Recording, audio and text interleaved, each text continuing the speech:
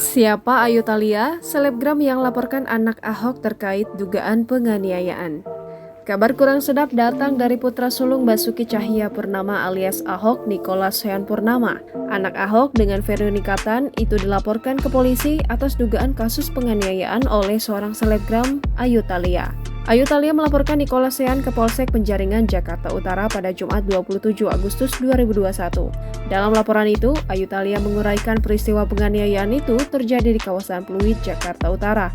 Ayu Thalia juga mengaku mengalami luka lecet di bagian kaki akibat didorong Nicholas Sean. Berikut sosok dan profil Ayu Thalia sebagaimana dirangkum tribunnews.com dari berbagai sumber. Ayu Thalia lahir di Jakarta pada 9 Mei 1966 atau kini berusia 25 tahun. Ayu Thalia memulai karir sebagai penyanyi dan bergabung dengan grup trio Sailor Moon.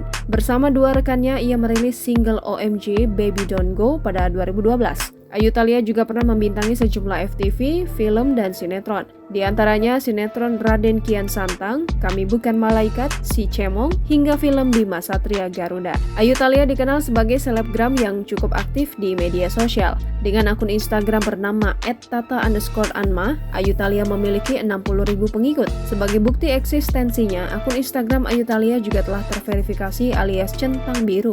Masih dari akun Instagramnya, Ayu Thalia diketahui bekerja di showroom mobil milik Rudy Salim, Prestige Motors. Ayu Thalia juga menandai akun Instagram Prestige Motors sebagai tempatnya bekerja. Ia juga kerap memamerkan pose dengan sejumlah mobil mewah atau sekedar foto dengan sang bos. Jangan lupa subscribe, share, komen, dan like ya!